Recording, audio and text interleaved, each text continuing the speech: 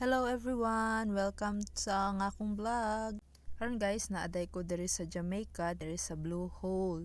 So ubani ko ninyo sa ako ang pag-ambak-ambak diri. So kaniday akong mga kasabay guys is mga guests namo ni siya diri sa cruise ship.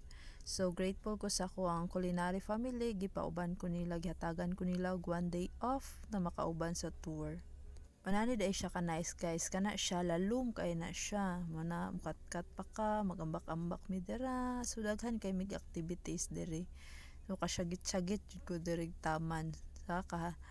So mao ni ang first namong giambakan kauban ang mga guests, kana siya nakasyagit jud taman dara. At least guys, success akong pag-ambak, o di ba? Kailangan lang jud natog life jacket kay so mao ni ang second nga ambakan kani siya mabaw-mabaw lang na siya guys. So katong dili ka kayag taas-taas sa mabaw. Guys, wala mi nangambak diri ha. So nanabok lang mi lalom kay na taas kay na dili kaya sa tong power. Di taanad. So mao ni siya pabalik na mi na tigunit kay kusog kayo ang current diri guys.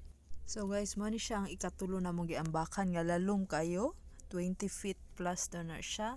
So life jacket lang gud guys. So na siya bago mag-end amo ang ambak-ambak, so naa pa tay isa diri nga ana siya wa ko kabal sa tawag ana niya guys, pero mao na siya pinakalas na mong activity gibuhat na murag mas nahandlo ko kaysa tong mga ambak-ambak na iswing-swing kada guys. Ay o di ba happy kay atong beauty guys, nahuman ra gyud.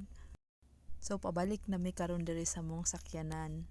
So kay bangaon sa mi guys, mura gigotom jud mig taman. So guys, thank you so much sa inyong pagtan-aw sa ako ang videos. Sana nag-enjoy mo, kay nag-enjoy pod ko.